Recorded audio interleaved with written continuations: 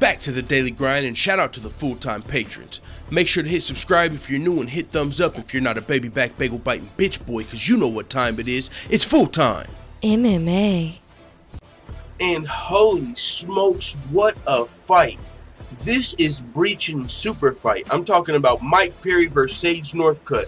Now the only reason I can't call it a super fight is because it's not champion versus champion and Artem Lobov is not involved. But maybe those are mega fights. So maybe this is a super fight. Holy smokes, we got Mike Perry versus Super Saiyan Sage Northcutt, or should I say Mr. Perry versus Sage Northcutt. This would be not just an amazing clash of styles, it would be an amazing clash of personality styles. This would just be like a dope fight. And they're both in the same division, and they're both unranked, and they're both fan favorites. So Dana, Sean Shelby, Mick Maynard, make it happen. Please, dog, I'm telling you, this is the fight to make. It's going to be huge. It's out there. It's not like it's my idea, but I love it. Ally Quintin took to Twitter and said Mike Perry versus Sage Northcutt has to happen. And both fighters have actually commented on the potential fight as well. Now, they haven't came out and both said, yeah, we'll take the fight. But the fact that they've thought about the fight means it's in both of their heads. This is what Platinum Mike Perry had to say. He said, they're on here talking about me fighting Sage Northcutt, but someone told me that they liked other people's Shiggy dance more than the original. I guess to him, that's a bigger deal. You know what I'm saying? But either way, man, Sage Northcutt versus Mike Perry. Also, Sage Northcutt has commented on the potential fight. He was on the UFC Unfiltered podcast.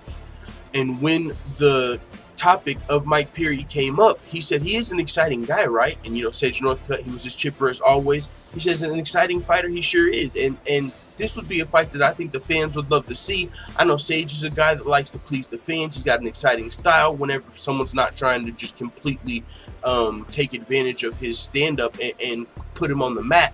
But Sage Northcutt's a guy that's going to develop a really good takedown defense, I believe. Similar to like Israel Adesanya. We see how good Israel Adesanya's takedown is, even though he came over as a kickboxer. Sage Northcutt's a lot younger, but I think his takedown defense is going to really start to develop, and he's going to become a great fighter in the future of the UFC. He's training with Team Alpha Male now. They're known for their grappling and their wrestling abilities, so I think he's just going to pick up great takedown defense and maybe even well round out his game. And we might see one of these guys come in here and try and showcase some new skills. I wouldn't be surprised if Sage Northcutt tried to take Mike Perry down one time just to show motherfuckers, you know, what he's working on. And Mike Perry's a guy who's also not known for fighting off of his back. So Mike Perry, though, is also training with a new team with Jackson Wink. He's rounding out his game. Just got a very impressive win over Paul Felder. And with that being said, he might try to do the same thing, mixing a little bit of a takedown. But I don't think it might work as well. But either way, it would be a great fight, even if it just remained at standing. The style matchup is great. Mike Perry looked at more like a thuggish brawler. You got Sage Northcutt, more of a clean striker, clean-cut striker, but still very dangerous. Coming off that second round KO TKO over Zakato back at UFC Boise last weekend, I believe. So this would be a great fight, a great timing for this matchup. You know, we didn't get to see Mike Perry versus Darren Till because Mike Perry lost a fight, Darren Till won a fight. Their trajectories just went in different ways for them. But Sage Northcutt and Mike Perry, both welterweights, both unranked. Both these motherfuckers look like Saiyans low-key when their hair's spiked up. This would be like Goku versus Vegeta. That's just another tip.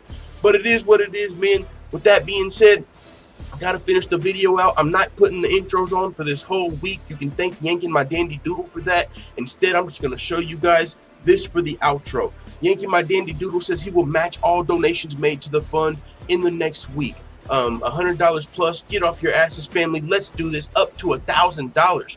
The startup is only $2,500 and we have 75 days. But Yanking My Dandy Doodle said up in the next 7 days he will match every single donation up to $1,000. I mean, if we hit $1,000, I would probably shit myself, and he matched that. I don't know. I would go crazy. I don't know how I would react to that. That would be insane. But that almost seems unrealistic. But if it does happen, holy shit. So even if it's only $50 or $100 and he matches that, that's going to help. We got 75 days to get our deposit and everything we need for the new studio. And that would be fucking amazing. You guys know I'm going to keep grinding day in, day out, before, during, and after the 75 days. So I appreciate everybody that checks out the GoFundMe. And I also got a cool little video I made yesterday with some different background music. I find it pretty inspirational. Let the full-time family know what you think in the comments. Da da da da da. It's the motherfucking DO Double G.